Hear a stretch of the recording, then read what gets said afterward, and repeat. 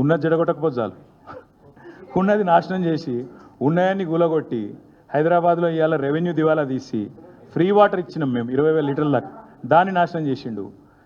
ఒక్కటి చెప్పండి హైదరాబాద్లో నేను చేసిన పని ఒక్కటి, ఒక్క ఇటుకెక్కనైనా వేర్చిండా?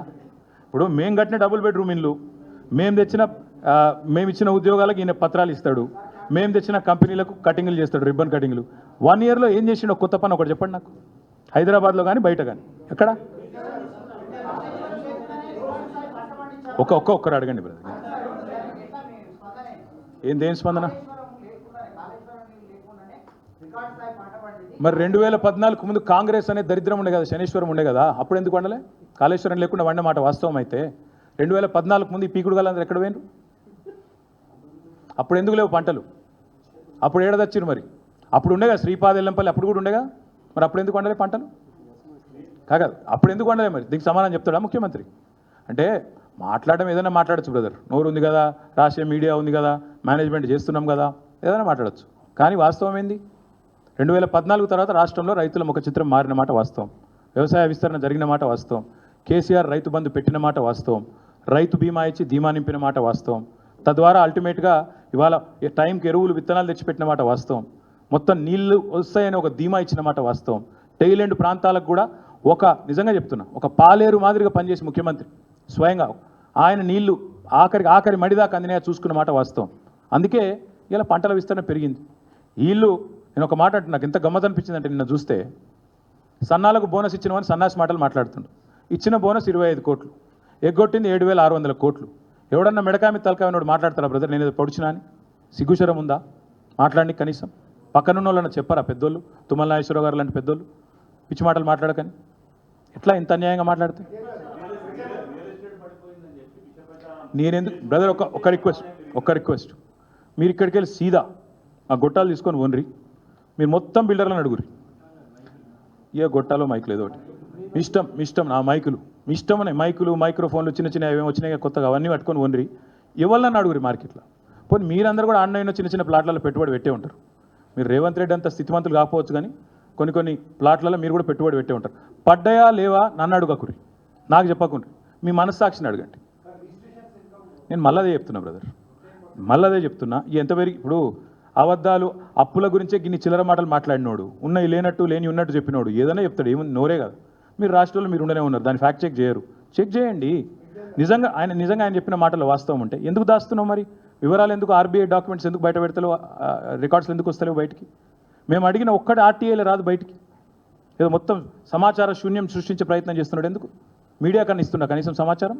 గురుకులాల్లోకి మా పిల్లలు పోతుంటే ఎందుకు ఆపుతున్నారండి? టీఆర్ఎస్ విద్యార్థి విభాగం నాయకులు పోతుంటే ఎందుకు ఆపుతున్నారు? ఏం తప్పు లేకపోతే భయం ఎందుకు? ఎందుకంటే ఈ ప్రభుత్వానికి దడబట్టుకుంది. వాస్తవాలు బయటికి వస్తే మీడియా రాయకపోయినా సోషల్ మీడియా ఉంది కాబట్టి భయం. ఎస్,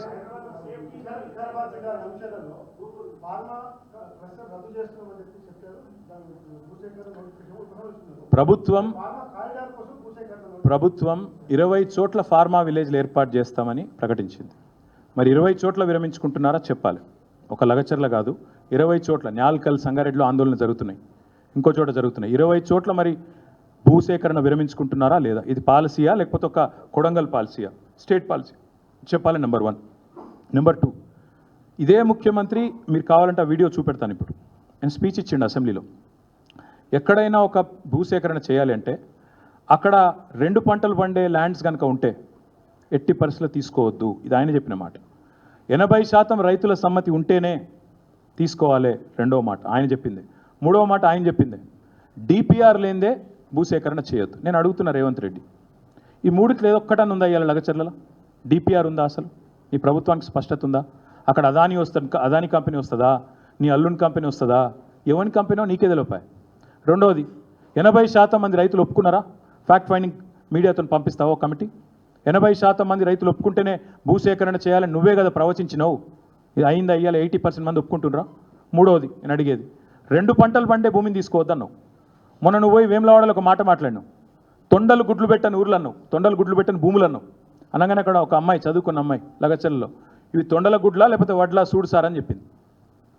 వాస్తవాలు ఇట్లుంటే ఆడికి ఎవరిని ఓనియకుండా అదేదో శత్రు దేశం అన్నట్టు దడిగట్టి పోనీ మరి మమ్మల్ని పోనీ ఒకసారి పోయేస్తాం లగచర్లకు పోయేస్తాం పోనీ ఫ్యాక్ట్ ఫైండింగ్ అన్ని పార్టీలను పంపి చూద్దాం నువ్వు చెప్పేది కరెక్టా కాదా 2 పంటలు వండుతున్నాయా లేదా 80% మంది ఒప్పుకున్నారా నీకాడ డిపిఆర్ ఉందా ఉంటే రైతులు ఒప్పుకుంటే తీసుకో రైతులు ఒప్పుకోకపోతే నువ్వేం నీ అంతవా లేకపోతే నువ్వు ఎవరు నువ్వు అసలు అది మేము అడిగేది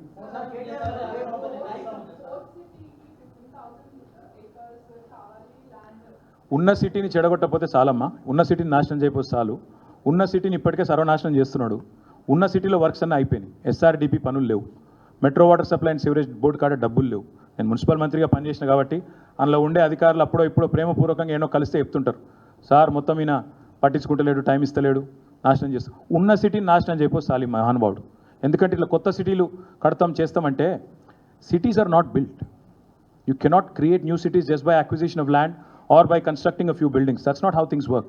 Hyderabad was not built in a day. Rome was not built in a day. Hyderabad has, become what it has over 440 years. So Revant Reddy needs to know that running a government is not like running a real estate business.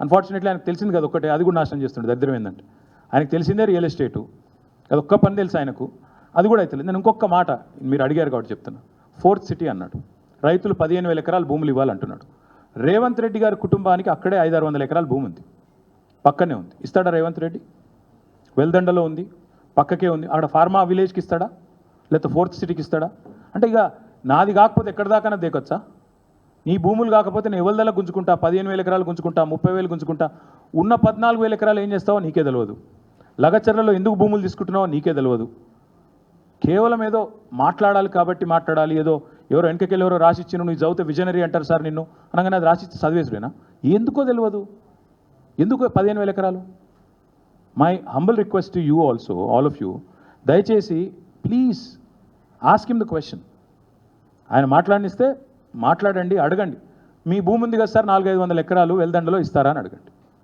మరి ఆయనకు ఒక నీతి లగచర్లలో ఉండే పేద రైతులకు ఇంకో నీతి ఉండకూడదు కదా కొండారెడ్డిపల్లె భూములు ఇస్తాడా వెల్దండలో ఉండే భూములు ఇస్తాడా 20 లక్షలు ఇస్తా అన్నాడు కదా ఎకరానికి మేము ఇంకో 5 లక్షలు కల్పిస్తాం 5 లక్షలు మీదికెళ్ళి బీఆర్ఎస్ ఇస్తుంది ఆయనకు 20 లక్షలు ప్రభుత్వం దగ్గర తీసుకోమనండి 5 లక్షలు మేము ఇస్తాం 25 లక్షల చొప్పున రేవంత్ రెడ్డి కుటుంబానికి ఉన్న భూములు వెల్దండలో ఎకరానికి ఇస్తాడా మాకు ఇవ్వమనండి అక్కడే పెడదాం ఫార్మా విలేజ్ మీ కల్వకుర్తిలో కూడా మీ కాంగ్రెస్ ఎమ్మెల్యే ఉన్నాడు మీ ప్రభుత్వమే ఉంది బ్రహ్మాండంగా మీ వాళ్ళే ఉన్నారు మొత్తం మీ చుట్టాలే ఉన్నారు నువ్వు పెట్టు 400-500 ఎకరాలు నీ కుటుంబానికి సంబంధించిన భూములు ఇవి ఆడనే పెడదాం ప్రజలకు మంచి చేద్దాం మేమెందుకు వద్దంటాం ఇక చాలేమో బ్రదర్